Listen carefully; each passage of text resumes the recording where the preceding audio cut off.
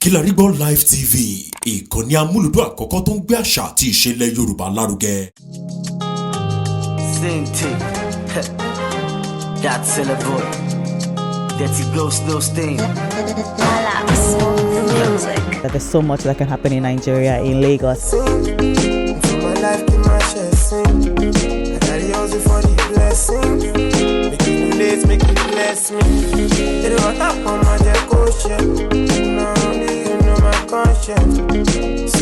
Begin to come home and make that impact locally.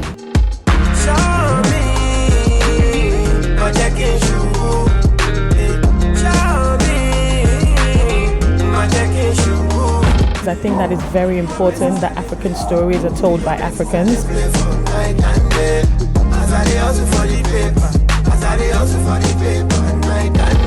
You see, I get pride, but I'm proud of my life. Blessings follow me, feet call me to bath. Give me a Jamaica, God be my hammer. Esi musulumi lomu mi leto Muhammad.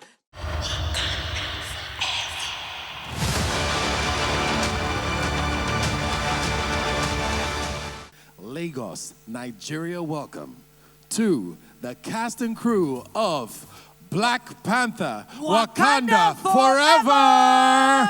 First up, the commander-in-chief is the director. He is the boss. Ladies and gentlemen, Mr. Ryan Coogler!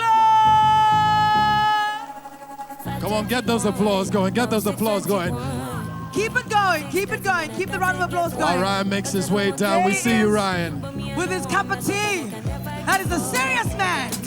Next up, join in Ryan on the stage. He plays a character that is not referred to as a general or a king, but a cool Khan. Please make welcome Tenoch Huerta Mejia as he comes on out here. There we go. I honestly thought you were going to fly on here. I'm a little disappointed, I'm not going to lie. Welcome. Keep that applause going for the commander of the Wakanda Army, Danai Gurira! Somebody hold me. Woo! There she is. There she is. Hey! Danai Gurira! Oh, man. Yes. Next up, ladies and gentlemen, the real picture of what an African man should look like. Please make welcome Winston Duke. Hey! He deserves more noise than that. Must I help you out? There we go. Winston Duke up on stage. She is the princess of Africa. When we see her, we stand and we salute. Ladies and gentlemen, Lupita Nyong'o! Yes, yes, yes, yes.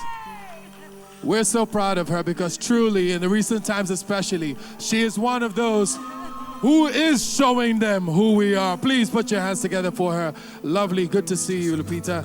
And last but not the least, we're so proud to have her here. She plays Shuri, the Wakanda brain. Ladies and gentlemen, please make welcome the beautiful Letitia Wright. Keep it going, keep that round of applause going all the way until she gets on the stage. There you go. All right. Welcome. Okay, let's hear it once more, ladies and gentlemen. Cast and crew of Black Panther, Wakanda forever. I think that what it says about us is, ultimately, there's so much inside of us. I said excellence before, I'm saying excellence again. I think that it's important that this is happening here. It's not a fluke. It's something that points to what can be possible, what is possible if we all just get with it and come together and do what's right and do it well. So I think that that's what is excellent about it. I'm so happy it's happening in Nigeria. I'm happy it's happening now. I'm happy that we're not being ignored, and that's what's most important. It's the very essence of why we're here. Film One is a producer of content, and a lot of the highest grossing Nollywood films have been co-produced and or distributed by Film One.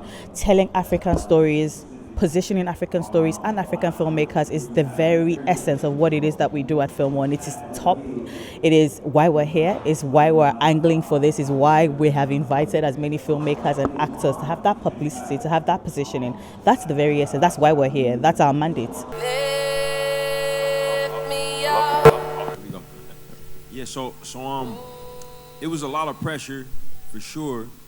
But it was a little different from the first time. The first time we were working, and all of the pressure was internal, I would say, because people didn't really know what to expect. And this time, we were navigating folks' expectations because they had seen the first film, and were expecting maybe certain stories or wishing for certain things. So what we had to do was really kind of close everything else out and focus on the work. I had really incredible talent up here in front of you all, and it was really just us putting our arms around each other, talking about the characters, talking about the story, talking about what we want to see out there, and kind of trusting our instincts, and that was how we navigated it. And I'm really proud with how it came out. We're proud of it too.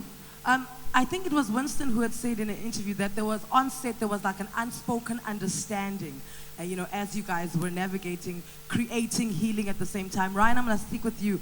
What was the entire experience on set now? Was there something specific that you had to do before you guys started shooting to ensure that the product is as pristine as the audience is expected to be?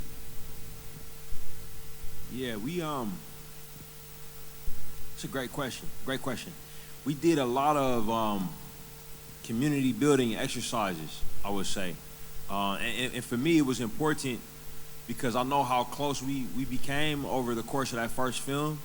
And we were opening the film up to new talent, not just to Tenoch and Maybelle Cadena, Alex Livinali, who were playing Italo Canil in the film, but also, you know, new talent in Dominique Thorne and Michaela Cole. And I wanted to make sure everybody felt, you know, like a family. So we did quite a few things together. Took some trips together. We did a screenplay read, made sure everybody was there in town, which was not easy to do. And I think that the cast that was already a part of the film, they were just great leaders in terms of bringing folks in, making sure that they felt like they were a part of the team, going to the stunt practices together. We would go to the water tank together. So it was a real family environment. And I'm really happy that we were able to replicate that after we did the first one. You know, let me speak to one of the new members of the family, Tenoch.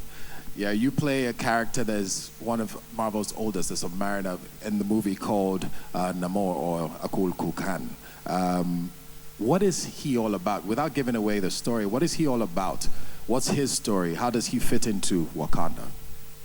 Well, this guy is, it's the people were waiting for him for a long time, and is the way we build this character is just a simple man. I mean, he has superpowers, of course, and some wings in the angles, and it's not normal, but but it's a simple man. You know, it's a guy who is trying to protect his family, to protect his kingdom, his cultural heritage. You know, everything that is the most important thing for him, and I think everybody all around the world can share those concerns.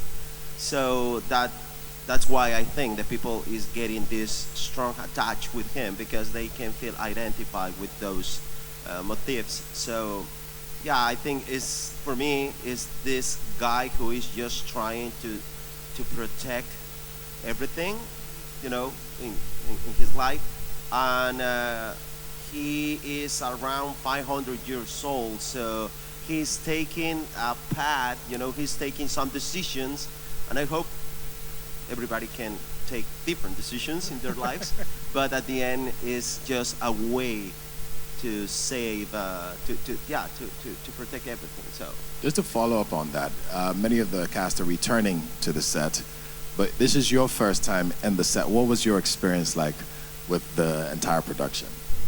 Well, it's first to be part of this family is fantastic, because I felt, all of us, I mean the new members of the cast, we felt really welcome. These people were waiting for us with their open arms, and they protect us. And when you go to the set and find this bubble, you know, around you, it's all meanings of the word play that I love in English. So you can play as a child, and it's beautiful because you are protected, you feel confident, and then you can go deep and you can explore your character different ways, you know. So that's fantastic. And then, of course, be part of Marvel Universe is great. But for me, the first and most important thing were the human bridges, you know, the human contact, the human empathize, yeah. So that for me that part was the best part of all of this. Thank you.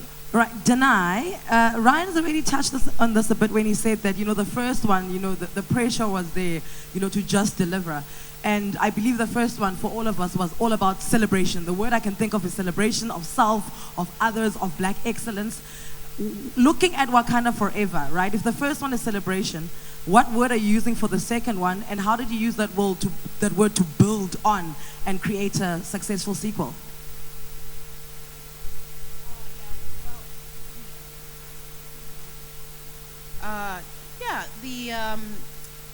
It was an extremely different realm that we were in this second one.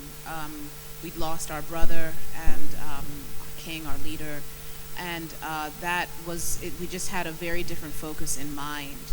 I remember when Ryan called and said, you know, we're doing the second one, and I was like, oh wow, and he was like, you know, he was very clear that this is what, you know, the legacy that would honor our brother, and that really, really made sense to me the minute he said it, knowing the sort of spirit that Chadwick had and how he would want this to continue. So the focus was really on that, and the purpose of why we were there was on that, which is it's just a whole other type of assignment. And so I don't know if I could hone it down to one word. Y'all be loving on this like, give me one word, give me 3 words thing. You know, I've been hearing that a lot over the last couple weeks. But I mean, you know, I would say, you know, I could give a really elaborate answer to that because, you know, there's so much that this movie and this world, Wakanda, just sort of envelops and entails that it is hard. It's hard to bring it to one word. But I think this film has, it has a very, very powerful journey in it with grief and loss, but also with healing and hope. And somehow, in the midst of all of that, I'm amazed to see how, you know, Ryan managed and you know, with us as his, you know, performers, there was a way that it still is very full and very entertaining, and it's full of it's like a full meal, you know. And I think that it's something that people will also truly at the core of it, they'll feel our love and our honoring of our brother, and for us that's at the very, very core of what it needs to be. Let's just get one. I'm going to stick with Danai for a second. Danai, after the first one, what was, you have roots in Africa and connections to Africa. What was the reaction from your world, locally and globally? What was the reverberation from the first Black Panther like for you? It was incredible. I was within the course of that year, 2018, I was here. I was in South Africa, I was in Zimbabwe, and it was really cool. I mean, I remember I was in the eastern region of this nation at a random hotel, and a man, an Oga, you know, he was probably around 70 or so, and I was just walking through, and I was with Lupita, and Lupita was like, cover your head. If people see your head, they're gonna know who you are. Like, just cover up your bald head. And I hadn't that day, and he just shouted out to me, General! And it was kind of really cool. I was like, I don't know if this man has ever called a woman general in his life, you know? Never, probably. So that was cool. You just felt right there like, wow, this is like, you're seeing how far that this movie has gone. It was like amongst so many different ages, so many different folks. Zimbabwe, of course, was very excited with it, loved it. You know, South Africa was very, very excited by it, and we were at a school. I went to a school there, and they really felt like an esteem boost, which I found really powerful, because we are doing such amazing things on the continent all the time, but it doesn't get reflected. And what I love about Wakanda, and I think what it did for us as a continent, was it just reflected us to the world in a way that it just doesn't, we just don't get to be seen on this type of a platform. People say, oh, Wakanda inspired Africa. It's like, no, Africa inspired Wakanda. That's it right there. Yes. So, you know, that's something I see people experiencing and receiving and knowing when I went around the continent. It was very exciting. I think that we talk a lot about representation, right? We talk about, you know, the impact Nigeria has across different mediums, whether that be fashion, whether that be film, but just to see it as a reality begin to come home and make that impact locally. And our people are now able to be a part of that experience, that visceral, immersive experience. I think that is the most satisfying thing. And so we're really proud of our partnership with Disney, and long may it continue.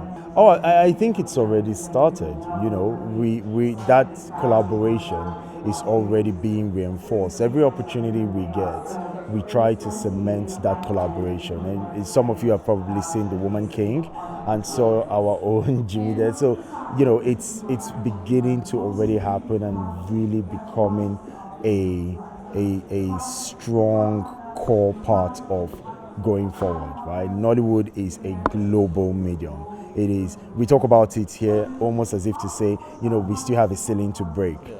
It's been broken. And so it's important that we amplify that we are a global medium and to be taken very seriously. Really, really early on, I knew that nothing could be like Black Panther. Nothing. It was the moment I saw at the Los Angeles premiere when Chadwick walked out of the car and his friend, who was a drummer in the movie, Jabari, got out of the car ahead of him and started playing the drums and set the stage for him to walk the carpet. And then the Dora Milaje came around him and just walked with him, and I saw royalty, you know, majesty, and it was this beautiful marriage of performance and reality at the same time. And I said, that's not something that we get to see taken seriously. It's not a presence that we get to see and the reflection that we get to see taken seriously. It's always been in some sort of, you know, jest, you know, it's always a bit of a joke in some way. And this was taken seriously, and I said, wow, this is really, really big. Nothing else can be like this. So immediately I started just divorcing myself from this idea that anything could be like Wakanda, like that anything could be like Black Panther really early. And I said, number two has to be its own thing. So even back then I was saying, you guys really need to taper your your expectations for a second movie, because nothing could be like this. This is a first time, and nothing can be like a first time. Nothing can create a first impression ever again. So I walked into this being ready to have its own experience, ready to have a new experience. And unfortunately, reality had set that stage for us, that we couldn't even come close to having the same experience because we lost Chadwick. And we were all really hurt, and we still are, very confused. I feel like the grief around losing people important to you is just, it's very confusing. It's confusing why it happens, what it means. And you know, you're left with asking questions like, what's the point?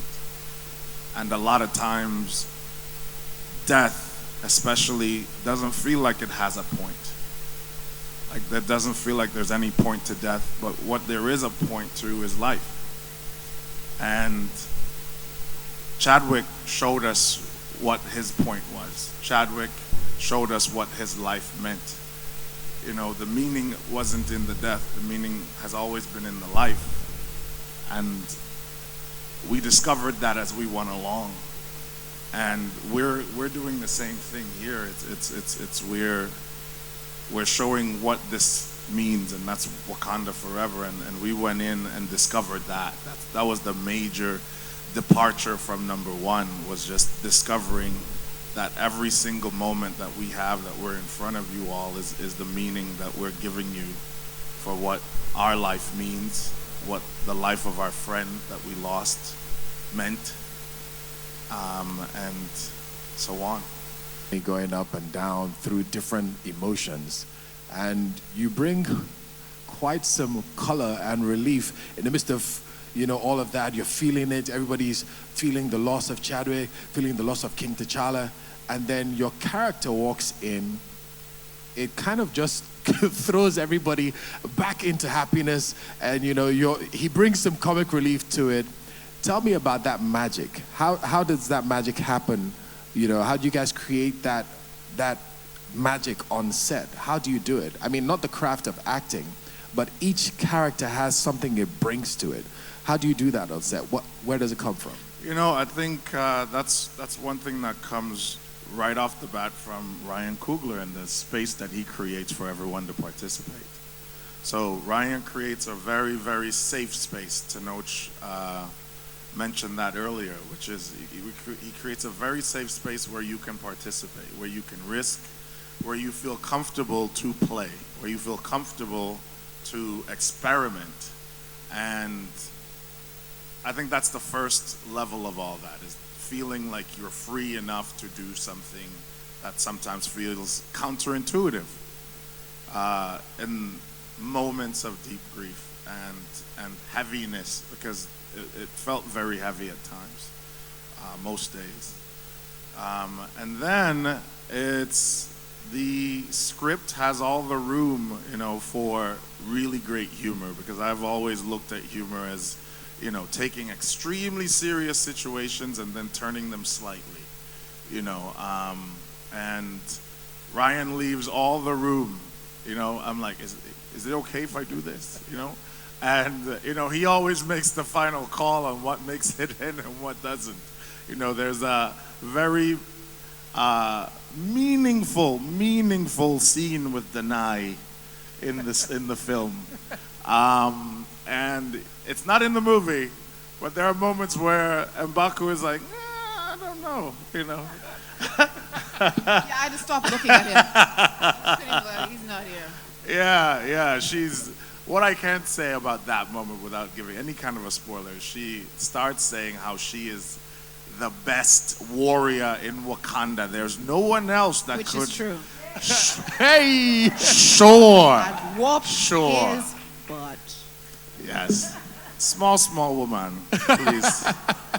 But yeah, that scene is meant to be really, and M'Baku's sitting there just like, I don't know, you know. And it's that kind of thing where we feel safe enough to play and experiment in a scene sometimes that feels counterintuitive, but that's where a lot of humor lives. And it's just one of those really beautiful work environments where you can just be yourself and everyone knows that you're contributing for the betterment of the final process and of the whole picture. So that's that. If I could just jump in before you carry on, moving to Lupita. Lupita, I promised my son I would tell you, so I'm just going to say it. He says to tell you he loves you. He has a little but a very real crush. So people, if you ever meet my 13-year-old, just let him know that I did what I said I would do. All right? Lupita, it's been a few years since we've seen Nakia. That's a long time in the life of a warrior, you know. And we don't know what to expect, you know, going into the movie from Nakia. You know, every character, and I think Ryan must have done a brilliant job with this, is kind of revealed in moments in the movie. And what happened when we were watching it is, as each character is revealed, the cinema would erupt into applause and screaming, and you have to keep on going, shut up, let's watch, shh, when people are clapping. What are we going to get, without giving away the story, from Nakia after such a long time? You know, it's hard to talk about Nakia in this film without giving it away, but what I'd say is that the last 5 years of Nakia's life have been eventful. She's lost the love of her life, so you can imagine that has had an effect on her. And in this film, we experience different stages of grief. and the characters are dealing with the loss of T'Challa in different ways. And Nakia is definitely no exception. But we find her at a place where she's matured and her priorities have shifted and sharpened, but she is still the one you want to call in your hour of need. I like that. Oh yeah, that's brilliant. I'm gonna go straight to Letitia because we are running out of time, and I want to come to the audience, to the journalists, so that they can ask their questions. Letitia, the first time around with Black Panther, when you got the call, you were on a bus to tell you that your life is about to change. I want to know, second time around, where were you when you got the call from Ryan saying, "Hey girl, we're going in again"? Hello. Yes, I was in New Mexico shooting a movie, and yeah, it was like around November, I think, and yeah, I was just waiting to see like the ways in which Ryan, how he was feeling about moving forward, because it's, as you can imagine, really sensitive.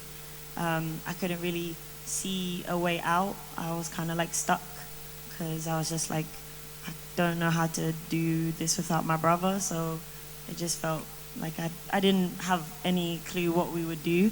So then, you know, I had a beautiful, gentle discussion with Ryan, and, you know, I was just really impressed at his leadership and the balance, you know, and just the courage that he portrayed, and how he expressed himself with just really clarity and just vision and just purpose. And I was kind of like taken back by that, because we were all a little bit shaken still. But bro, you know, Ryan has a beautiful way of, you know, just containing it and still being a leader, you know, and we are all so grateful to him. So he explained it to me, and I was honored to be back, and honored for the opportunity to represent and to honor my brother. Ladies and gentlemen, round of applause for the cast of Wakanda Forever, please. My name is Lulu Desalu. I'm the CMO for the Film House Group. I mean, apart from the fact that we're long-term partners, I think that it's very important that African stories are told by Africans. So on a film like this, it just was a no-brainer to, you know, bring it to Nigeria. I just want to ask you, how were you able to put together the production of the movie, and how the reaction from the previous one and this sequel, how can you judge it? I'm asking that question to Ryan. How do you judge the reaction to the sequel? Is that your question, sir? Yes. How do we judge the reaction to the sequel? Oh, okay. It's a great question. I think